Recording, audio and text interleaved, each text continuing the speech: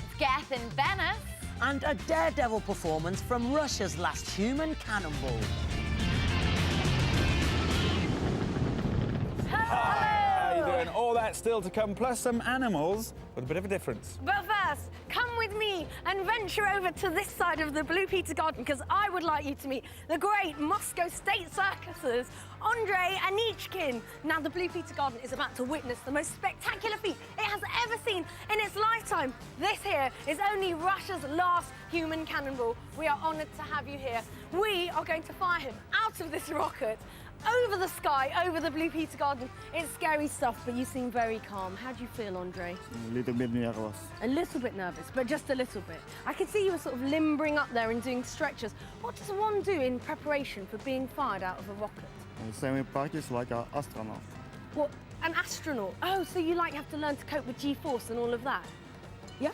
Yeah. Wow, that's good going. Well, Andre is going to be fired at 40 miles per hour. That is scary stuff. Do not try that at home. He seems remarkably calm. What do you reckon, guys?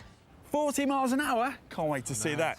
Now, one of the things we love most on Blue Peter is the chance to travel and explore. My latest destination was Venice, in Italy.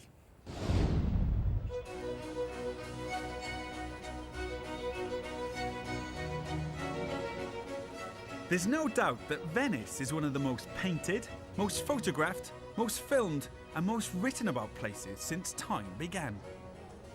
A traveller once wrote, "So much has been said about this city that there's little left to say."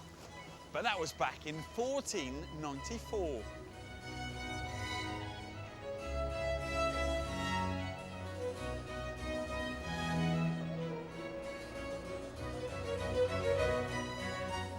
When one American journalist first arrived here, he immediately contacted the newspaper he worked for to say, "Streets filled with water.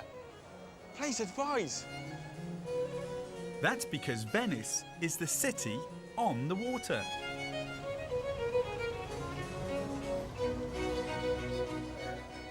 There are no roads and no cars. Apart from walking, the only other way of getting about is on the canal. Everything about the daily life of the Venetians, from rubbish collections to shopping, depends on boats.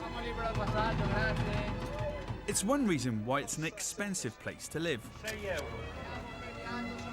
Most people use these water buses or vaporettos to get about the place. They never get stuck in traffic, and the only time they're late is when it's foggy. As well as being reliable, they're also cheap. The famous gondolas are so expensive that usually it's only the tourists that will splash out to take a trip on them.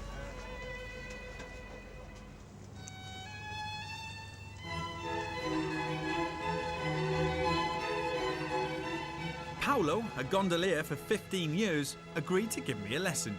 How long does it take you to learn? Longer than drive a Boeing. 1 year. How do you steer a gondola? This is an art. Left leg, the line with the forcola. The piece of wood here is named the forcola. The forcola. Right foot back. The gondoliers don't push with the arms, but with our weight. Right. I move my weight from the back to the forward leg. You wanna try?